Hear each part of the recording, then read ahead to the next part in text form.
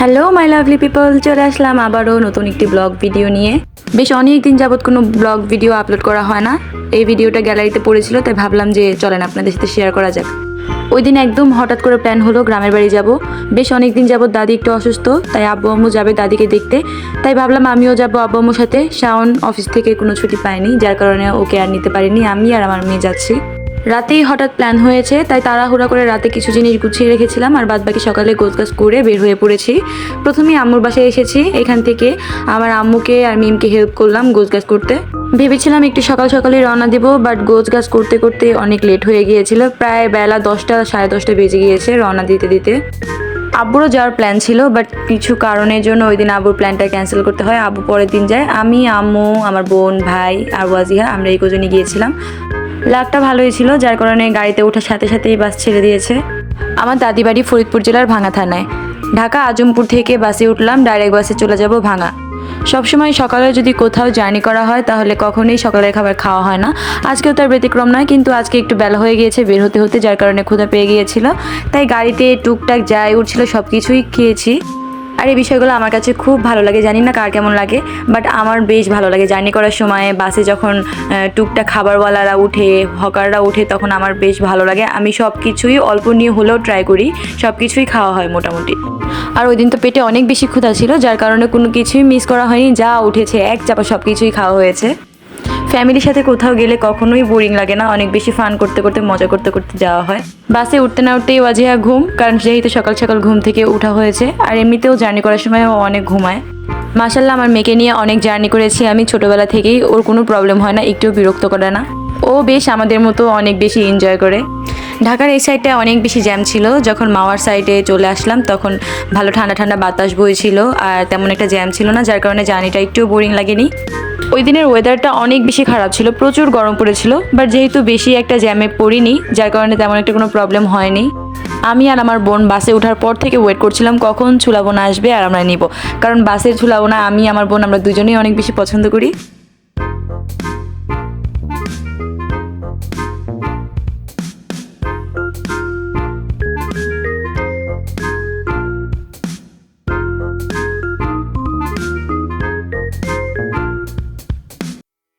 পর্দা ব্রিজ পার হওয়ার পর এই সাইডে একটা স্ট্যান্ডে দাঁড়িয়েছিল। এখানের এই টং দোকানটা আমার কাছে অনেক ভালো লেগেছে, যার কারণে একটু ভিডিও করলাম আর কি। চারপাশের পরিবেশটাও যেমন সুন্দর, আর তার মাঝখানে ছোট্ট একটা দোকান, অনেক ভালো লাগছে। একটা অ্যানিমে একটা ফিল দিচ্ছিল দোকানটা। দেখতে দেখতে দীর্ঘ 3 থেকে 4 ঘন্টা পর আমরা পৌঁছে গেলাম ভাঙা।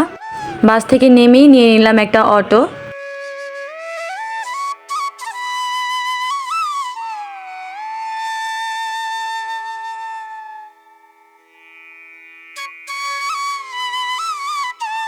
সবাই মিলে অটোতে বসে পড়েছি, আর চারো সাইডের সুন্দর প্রকৃতি উপভোগ করতে করতে যাচ্ছি। চারো সাইডে সবুজ আর সবুজ, স্নিগ্ধতায় ভরা। এতক্ষণ যে জার্নি করলাম, এই পুরো ক্লান্তিটা একদম চলে গিয়েছে এই সুন্দর প্রকৃতি উপভোগ করতে করতে। গ্রাম মানেই আমার কাছে শান্তি। শহরের এত ভিড়ভাট্টা, যানজট, কোলাহল সব কিছু ছেড়ে যখন গ্রামের এমন স্নিগ্ধতা ও সৌন্দর্যের মাঝে আসলাম, তখন মনটা একদম জুড়িয়ে গেল, আর মন চাচ্ছেই না এখান থেকে যাই। আসলে শৈশবের বেশ অনেকটা সময় আমার গ্রামে কেটেছে, যার কারণে গ্রামের প্রতি এত টান আমার। আর যদি হয় সেটা নিজের গ্রাম, তাহলে তো কোনো কথাই নেই। গ্রামের এই স্নিগ্ধতা, এই সৌন্দর্য যতই দেখি ততই চোখ জুড়িয়ে যায়। বাড়ির দিকে যতই এগিয়ে যাচ্ছি ততই মনের ভিতর আনন্দটা আরও যেন বেড়ে যাচ্ছে।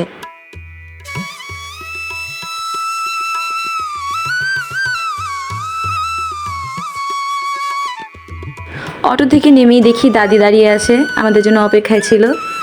তারপর গ্রামের মেঠো পথ ধরে হাঁটা শুরু করলাম বাড়ির দিকে। ছোটোবেলায় যখন ঈদের ছুটি অথবা গ্রীষ্মের ছুটি অথবা পরীক্ষার শেষে ডিসেম্বরের ছুটিতে বাড়ি আসবো শুনতাম, যেদিন থেকে আসার প্ল্যান হতো ওই দিন থেকে না আসা পর্যন্ত আমার ঘুম, খাওয়া দাওয়া সব কিছু অফ হয়ে যেত আসার এক্সাইটমেন্টে। এখন বড় হয়ে গিয়েছি, কিন্তু এক্সাইটমেন্ট বিন্দু পরিমাণেও কমেনি। এখনও যখন আসার কথা শুনি আমার ততটাই এক্সাইটমেন্ট লাগে যতটা ছোটোবেলায় লাগতো। চেনা মাটির ঘ্রাণ, চেনা মানুষ, চেনা উঠান, চেনা বাড়িঘর সব কিছু দেখতে দেখতে চলে আসলাম বাড়িতে। ঘরে ঢুকেই আমি পুরো শুয়ে পড়েছি। দাদি বকাবকি করছিল, আগে ফ্রেশ হও, খাওয়া দাওয়া করো, তারপর রেস্ট করো। তারপর উঠে ফ্রেশ হলাম, ফ্রেশ হয়ে খেতে বসে পড়লাম। অনেক বেশি ক্ষুধা লেগেছিল, যেহেতু সকালে না খেয়ে বের হয়েছিলাম বাসা থেকে। আর দুপুর গড়িয়ে বিকেল হয়ে পড়েছিল, যার কারণে তাড়াতাড়ি করে খেতে বসে পড়লাম। আমার দাদির হাতের রান্না অনেক মজা। অনেক দিন পর দাদির হাতের রান্না খেতে বসলাম। দাদি আজকে রান্না করেছিল মূলা দিয়ে চিংড়ি মাছ দিয়ে ঝোল, আর রান্না করেছিল আলু দিয়ে মুরগির মাংস ভুনা।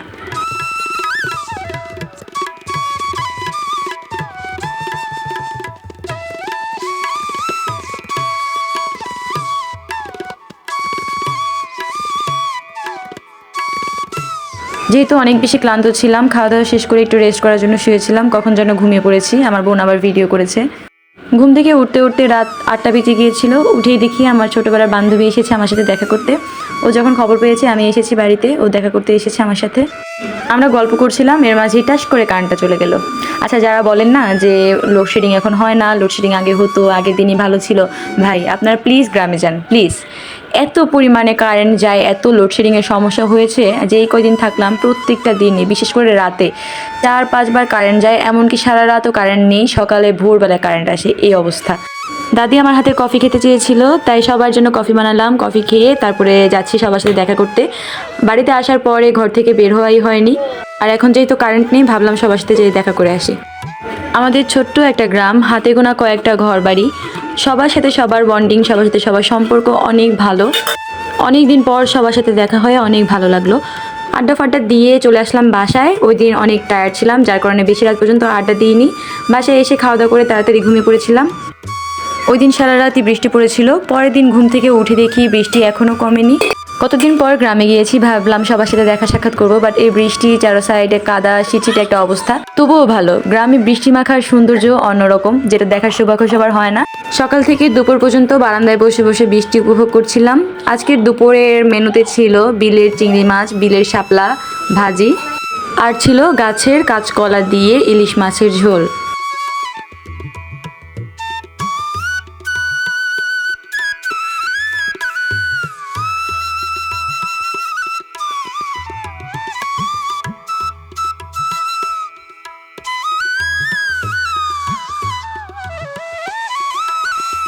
সকাল থেকে দুপুর 3টা পর্যন্ত টানা এক নাগাড়ে বৃষ্টি পড়েছে। বৃষ্টিটা থামতেই বাচ্চাদের নিয়ে একটু বাইরে গেলাম। সারাদিন ঘরে থাকতে থাকতে বোরিং হয়ে গিয়েছে ওয়াজিয়া, ওকে একটু বের করলাম বাইরে হেঁটে হেঁটে, তারপর দোলনায় দোল খেতে খেতে ওকে খাওয়ালাম দুপুরের খাবার। বিকেলের দিকে ওয়েদারটা একদম ভালো হয়ে গিয়েছে, রোদ উঠে পড়েছিল, যার কারণে বের হয়ে গেলাম একটু হাঁটাহাঁটি ঘোরাঘুরি করার জন্য।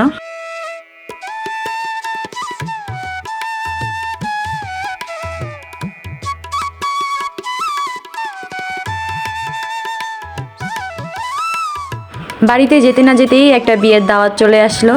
আমাদের গ্রামে সম্পর্কে এক চাচা হয়, তার বিয়ে ছিল। এখন বিয়ে বাড়িতেই বসে আছি, সবাই এক জায়গায় হয়েছে, গ্রামের বৃদ্ধ থেকে অল্প বয়সের বাচ্চারাও। গ্রামের মুরব্বীরা সবাই একসাথে গীত গাচ্ছিল। বিয়েবাড়ির সকল রকমের ভিডিও আর বিলে নৌকা নিয়ে ঘোরাঘুরি, শাপলা তোলা, সব কিছু নিয়ে আরও একটা নতুন ব্লগ আমি চ্যানেলে আপলোড করব। এই ব্লগে সব কিছু দেখাতে গেলে ব্লগটা অনেক বেশি বড় হয়ে যেত, যার কারণে আমি আলাদা করে আরেকটা ব্লগ আপলোড করব। পরের ব্লগটা অনেক বেশি ইন্টারেস্টিং হবে। আপনি যদি গ্রাম পছন্দ করে থাকেন তাহলে পরের ভিডিওটা আপনার কাছে অনেক ভালো লাগবে। আচ্ছা, তালের আটি কে কে খেয়েছেন বলুন তো? আর এটা আপনাদের কাছে কেমন লাগে খেতে সেটাও জানাবেন। আমার কাছে তো অনেক ভালো লাগে। আর এই তালগুলো দেখে আমার ছোটোবেলার কথা মনে পড়ে গেল। যখন ছোট ছিলাম তখন আমার কাকা এভাবে আমাকে তালের আটি কেটে দিত, আর আমি চামিচ দিয়ে উঠে উঠে খেতাম। তালের আটিগুলো দেখেই আবুকে বললাম কেটে দেওয়ার জন্য। আবু কেটে দিচ্ছিল আর আমি চামিচ দিয়ে একটা একটা করে উঠিয়ে রাখছিলাম। আর আমার মেয়ে এখানে এসে অনেকগুলো ফ্রেন্ড বানিয়ে নিয়েছে। এটা হচ্ছে আমার একটা ফ্রেন্ডের মেয়ে, ওর সাথে ভালো বন্ধুত্ব হয়ে গিয়েছিল ওয়াজিহার।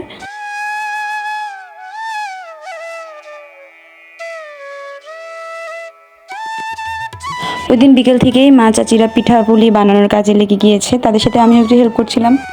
ভাজা পিঠা আর সেও পিঠা বানানোর প্রস্তুতি চলছিল। যদিও আমি আমার মা চাচির মতো ভালো পিঠা বানাতে পারি না, তারপরেও তাদের সাথে হেল্প করছিলাম, একটু শখের বসে বসেছি আর কি। আমার ভিডিওগুলো যদি আপনার কাছে ভালো লাগে তাহলে প্লিজ ছোট্ট এই চ্যানেলটিকে একটু সাপোর্ট করবেন। আপনার একটা লাইক, একটা কমেন্ট, একটা সাবস্ক্রাইবে আমি অনেক বেশি অনুপ্রাণিত হই।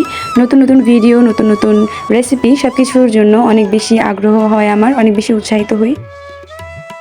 তাই প্লিজ ছোট্ট এই চ্যানেলটিকে একটু সাপোর্ট করে যাবেন।